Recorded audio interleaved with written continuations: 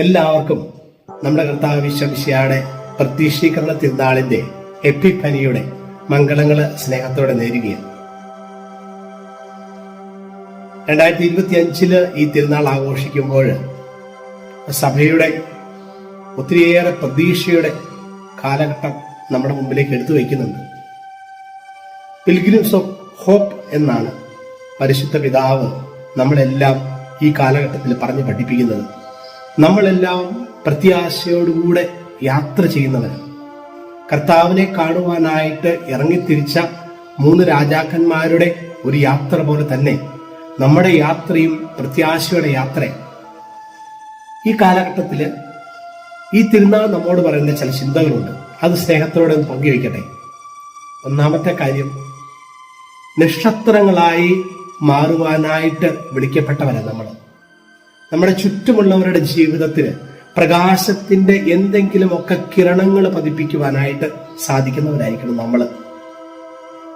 ക്ഷമ കൊണ്ട്, കരുണ കൊണ്ട്, പ്രാർത്ഥന കൊണ്ട്, സൗഖ്യം കൊണ്ടൊക്കെ നമുക്ക് മറ്റുള്ളവരുടെ ജീവിതത്തില് പ്രകാശമായിട്ട് മാറുവാനായിട്ട്, വഴി നടത്തുന്നവരായിട്ട് മാറുവാനായിട്ട് നമുക്ക് സാധിക്കണം. എനിക്കും നിനക്കും ഒരു നക്ഷത്രമായി തീരാം എന്നുള്ള ആദ്യത്തെ സന്ദേശമാണ് ഈ തിരുനാള് നമുക്ക് നൽകുന്നത്. മറക്കരുത്, നമ്മളെല്ലാം വിളിക്കപ്പെട്ടിരിക്കുന്നത് ഈ പ്രകാശത്തിന്റെ ജീവിതം നയിക്കുവാനായിട്ടാണ്. ഈ തിരുനാൾ നമ്മോട് പറഞ്ഞ മറ്റൊരു കാര്യമുണ്ട്. വഴിതെറ്റിപ്പോയി എന്ന് തോന്നുമ്പോഴും കാത്തു നിന്ന് വഴി നടത്തുവാനായിട്ട് നമ്മൾ പഠിക്കണമെന്ന്. വളരെ മനോഹരമാണ് ആ ചിന്ത. രാജാക്കന്മാര് വഴിതെറ്റി കൊട്ടാരത്തിന്റെ പ്രഭയിലേക്ക് വീണുപോയപ്പോഴും അവരെ കാത്തു നിന്ന ഒരു നക്ഷത്രത്തിന്റെ ചിത്രം നമ്മുടെ മുമ്പിൽ ബൈബിൾ എടുത്തു വയ്ക്കുന്നുണ്ട്. അവർ പുറത്തേക്ക് ഇറങ്ങിയപ്പോൾ അവർക്ക് മുൻപേ വീണ്ടും ആ നക്ഷത്രം സഞ്ചരിച്ചു എന്നാ പറയുക. അതൊരു വലിയ പാഠമാണ് നമുക്ക് എല്ലാവർക്കും.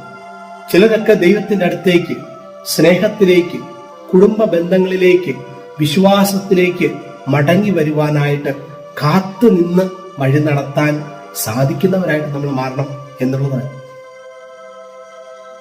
ഈ പ്രത്യക്ഷകര തിരുനാള് നമ്മോട് പറയുന്ന മറ്റൊരു മനോഹരമായ ചിന്തയുണ്ട്. അതിതാണ്, ഏകദൈവത്തെ കണ്ടെത്തുവാനായിട്ട്, ഏതു ത്യാഗവും സഹിക്കുവാനായിട്ട് നാം വിളിക്കപ്പെട്ടവരാണ്.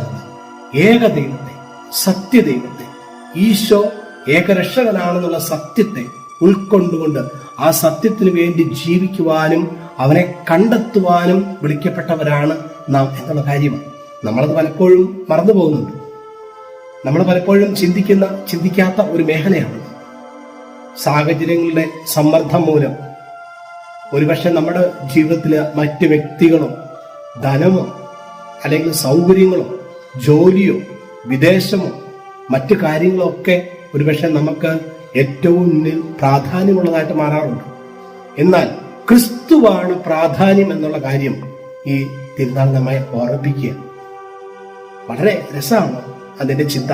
അടുത്തത്, അത് വളരെ അർത്ഥവത്തായ ഒരു ചിന്ത കൂടിയാണ്. അടുത്ത ചിന്ത, ചില അവസരങ്ങളില് വിവേകത്തിന്റെ ആത്മാവിനെ ഉപയോഗിച്ചുകൊണ്ട് നാം വഴിമാറി സഞ്ചരിക്കേണ്ടവരാണ് എന്നുള്ളത്. ഈ കാലഘട്ടത്തിന്റെ ഏറ്റവും പ്രധാനപ്പെട്ട ഒരു ആവശ്യകത എന്ന് പറയുന്നത് ഇതാണ്. സത്യത്തെ തിരിച്ചറിഞ്ഞ്, നീതിയെ തിരിച്ചറിഞ്ഞ്, യഥാർത്ഥ വിശ്വാസത്തെ തിരിച്ചറിഞ്ഞ് നമ്മളെ തന്നെ അതിന്റെ പാതയിലൂടെ നയിക്കേണ്ടവരാണ്. അതുകൊണ്ട് പല വഴികളിൽ നിന്നും മാറി സഞ്ചരിക്കുവാനായിട്ട് നാം കടപ്പെട്ടവരാണ്.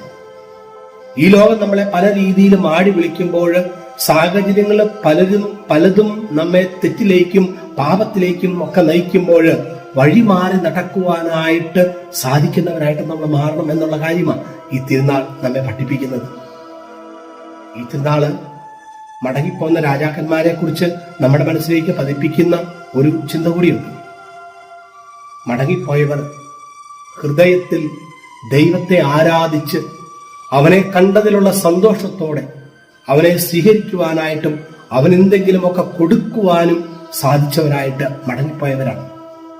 ക്രിസ്തുവിന് വേണ്ടി നമ്മളെ തന്നെ കൊടുക്കുവാനായിട്ട്, നമ്മുടെ ജീവിതത്തിലെ 24 മണിക്കൂറിലെ ഒരു 10 മിനിറ്റെങ്കിലും കർത്താവിന് വേണ്ടി കൊടുക്കുവാനായിട്ട്, ഒരു നല്ല വാക്കിലൂടെയെങ്കിലും ക്രിസ്തുവിന്റെ സാന്നിധ്യം അവരന് കൊടുക്കുവാനായിട്ട്, ഒരു നല്ല സ്നേഹത്തിന്റെ ഊഷ്മളമായ പ്രകടനത്തിലൂടെ അവരുടെ ജീവിതത്തിൽ ക്രിസ്തുവിന്റെ അംശം കൊടുക്കുവാനായിട്ട് നമുക്ക് സാധിക്കുകയാണ് എങ്കിൽ ഞാൻ പറയും ഈ പ്രത്യക്ഷീകരണ തിരുനാള്, ഈ എപ്പിഫനി നമുക്കൊരു അനുഗ്രഹമായിട്ട് മാറും. സാധിക്കട്ടെ. കർത്താവ് നമ്മളിൽ നിന്ന് ആഗ്രഹിക്കുന്നത് അത് മാത്രമാണ്.